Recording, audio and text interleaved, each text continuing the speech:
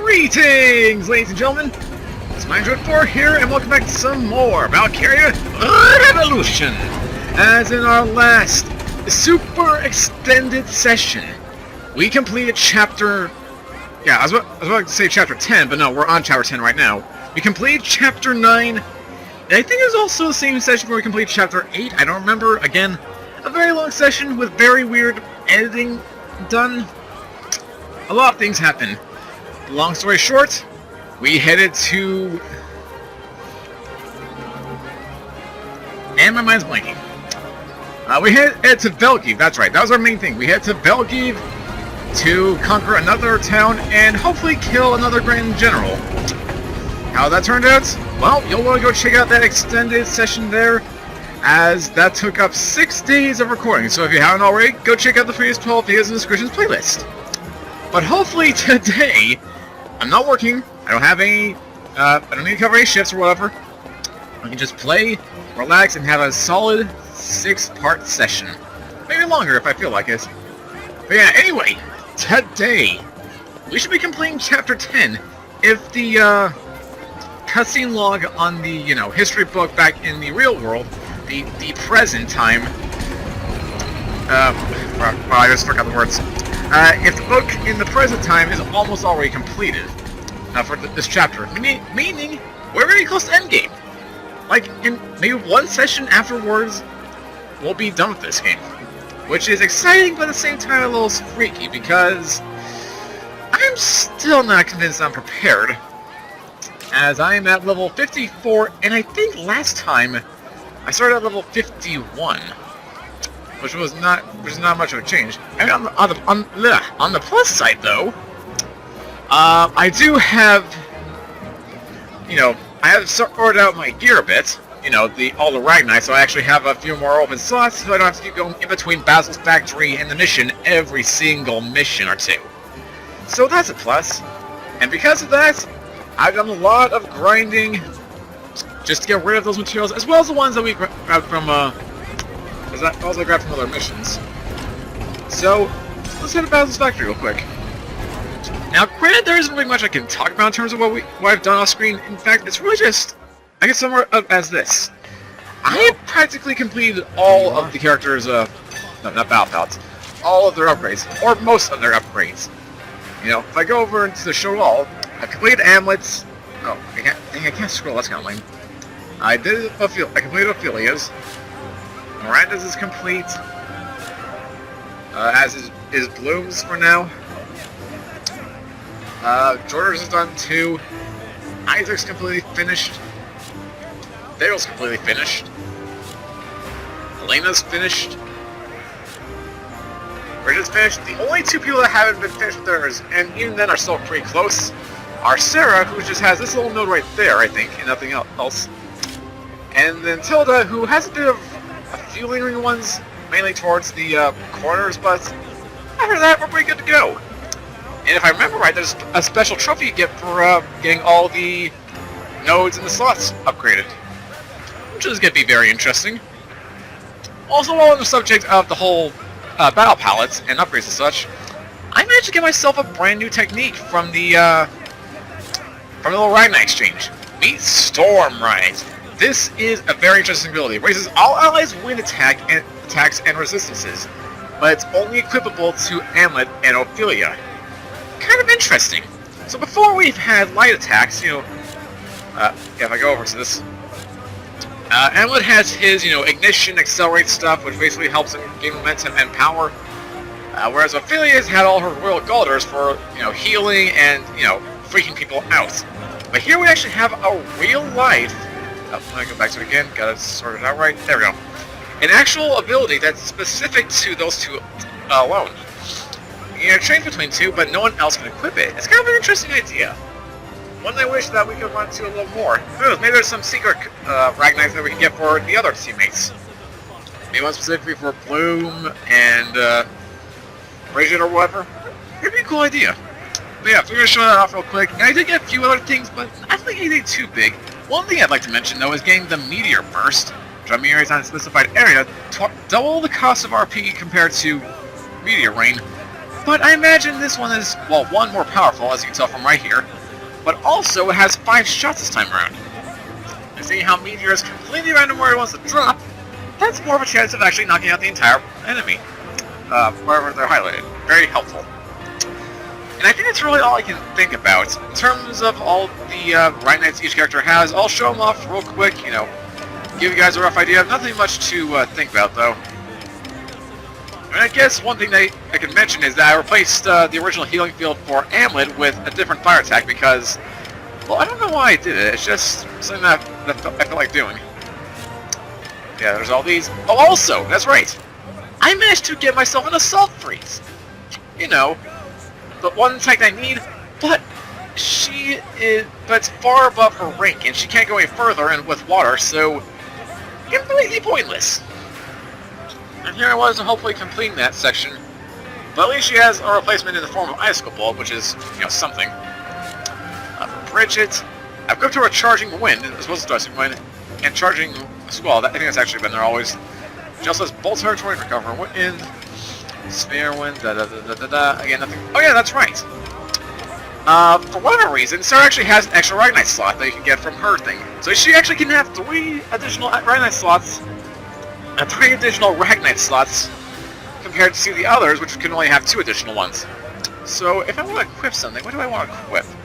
Let's see, we have 2 wind attacks, and technically 2 water attacks, you know, by Recover Field.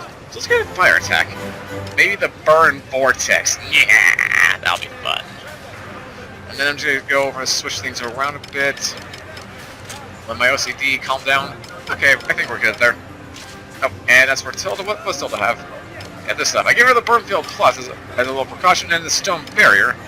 Past that, that's it. Oh, and she has a Jolt Earth now, which is the increased version of the Pulse Earth. And that's really about it. Over in R&D, there's not much I can really think of to do. Just upgrade these things. I could do that. Pretty good, yeah? Oh, the Wolf too. Pretty good, yeah? Nope, nobody equips that, okay. How about this? No. Pretty good, yeah? Yeah, we got way too many of these things. Pretty good, yeah?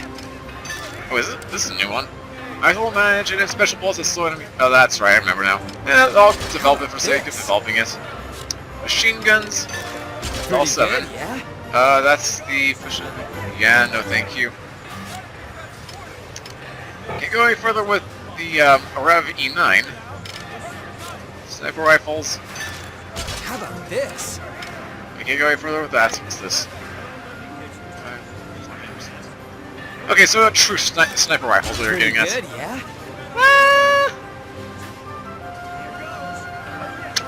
You know, well, let's try it out. Why not? How about this? Pretty good. It could be more effective. How about this? Pretty good. Yep, now it's gonna be at its max, isn't it? Pretty good, yeah? Yep, I think that's max. Finally for grenades. That's as max, those are as max. I think it's really... Yeah, we got way more money than we need. As is, I guess, is big... Oh, wait, hold on. But new things pop up after you've actually upgraded a few things. Or maybe it just does that naturally. Either way, I've got way more money than I need. See ya. Don't think I even need to do any upgrades, really. I mean, the only thing left for me to think about is, you know, the good old-fashioned circle. And this one I actually know about. I actually caught a glimpse of it this time around. Now the question is, where do I actually find it? Is it still here in Promenade, or are they actually at the headquarters or something? Oh, nope, it's just right here. Oh, that was weird. Good day to you. What is it? So, how's this one gonna play out?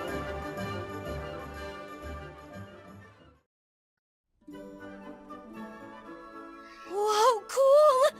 No matter how long I stared at Fifi, that dress is still totally the cutest! Why, thank you. Though I must admit, being told so directly is a little embarrassing. Hey, I don't blame you. I don't like people... Oh, I like when people say I've got good fashion sense, but at the same time it feels so weird. Personally, I'm not a big fan of fashion. Not at all, Miss Ophelia. Preening is a part of participating in Vanargand's flock of fashionistas. So, Fifi, what's your fashion point? Well, I cannot speak for its fashionability, but I do rather enjoy embroidery. The needlework of Jetland's rose, which requires precise stitching techniques, is handmade by a local craftsman. Really? Well, it sure is cute. The design's really pretty too. I designed the pattern myself.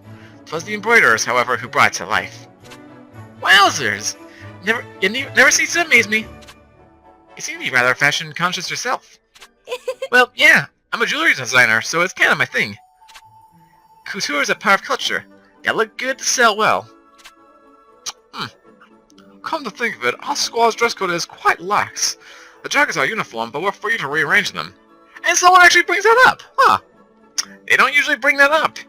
You know, when it comes to anime, or like the X-Men or whatever, they don't say much about it. It's just there for originality, but okay, I like that little detail. Didn't you get the memo? Vivi suggested it to the captain. Wait, really? Huh? The princess did. Just so. I thought it's best for each member to freely express themselves, so I ensured a lighter dress code, to a degree. That's cool, Fifi. Then why could I wear the same stuffy old uniform all day, every day? Which is why you have it around your waist. Fair enough. In fact, Miss Sarah, you don't wear the US jacket at all. Shut up, sad sack. That thing's way too hot and heavy. Yes, now that you mention it, not only does Her Highness never wear the coat, she doesn't even seem to own one.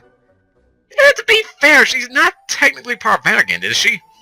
Like, she's not actually enrolled, she just kind of came.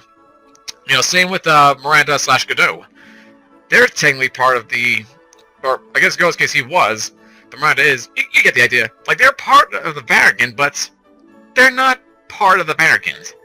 If that makes any amount of sense whatsoever. I am terribly sorry. That is... terribly sorry. Jeez! That's her style, gosh! Why you gotta go be so exasperating? I seriously love these Isaac puns. If only they did this for Eisen in Tales of Berseria. That'd be hilarious. So, device priority for individuality? Does that mean I could actually be targeting individual foes this time around, instead of just aiming for one party member? At random? Or maybe freezing in battle? Seriously? Yeah, inside and out, focus on strengthening. Oh, strengthening and healing while near allies. Okay. That's pretty cool. Individuality focuses on activating potentials. Oh! I wasn't aware you could actually influence the activating potentials, but I'll remember that. If I ever decide to go to reactivating this again. All I can say this much, though, is probably should not give one of these to Bloom. Probably a bad idea. Anyway, so that's that. And now it's mission time. Mission time! So let's head to the headquarters and see where we're headed next.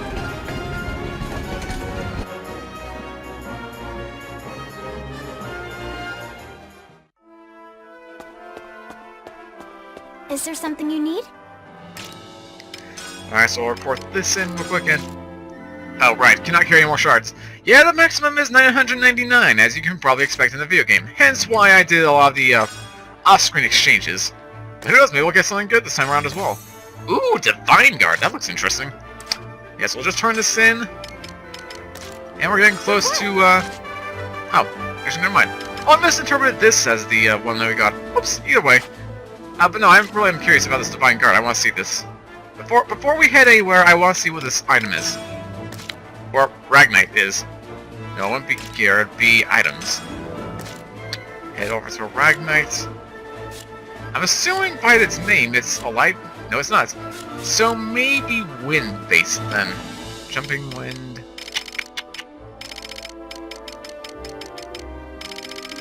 Nope. Where is it then?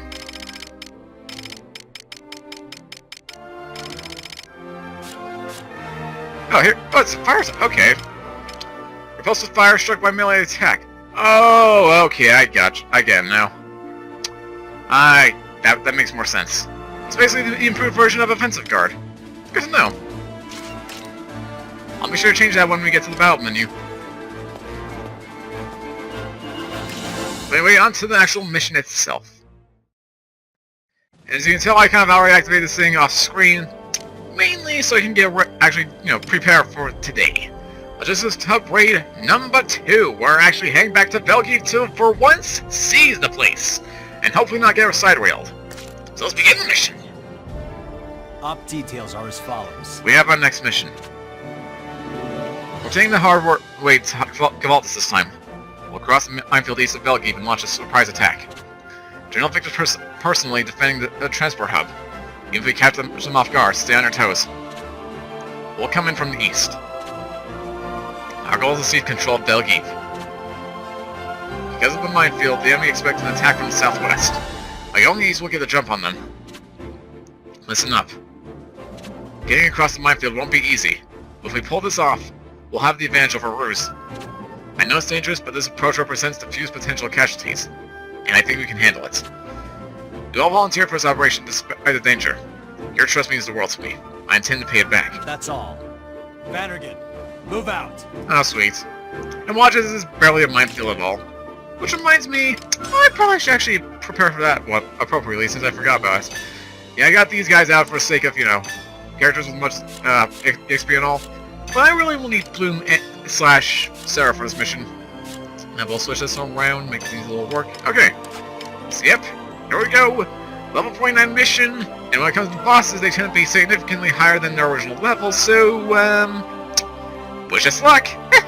Deploying. Deploy.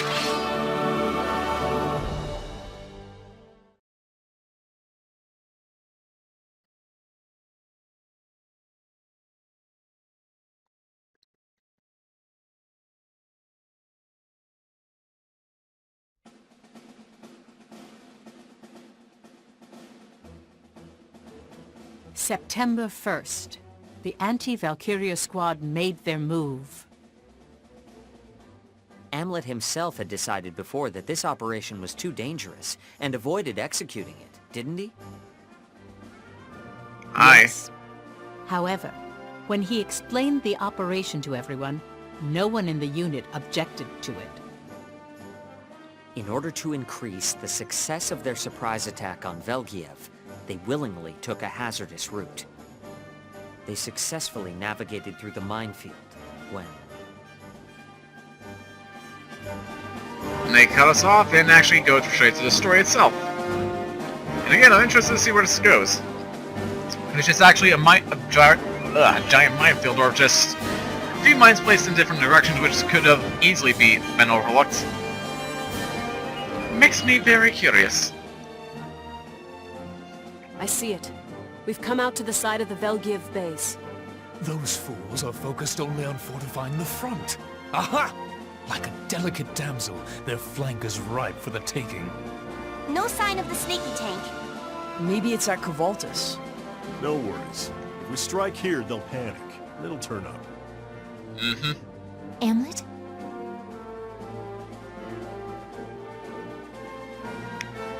Vanargand, attack!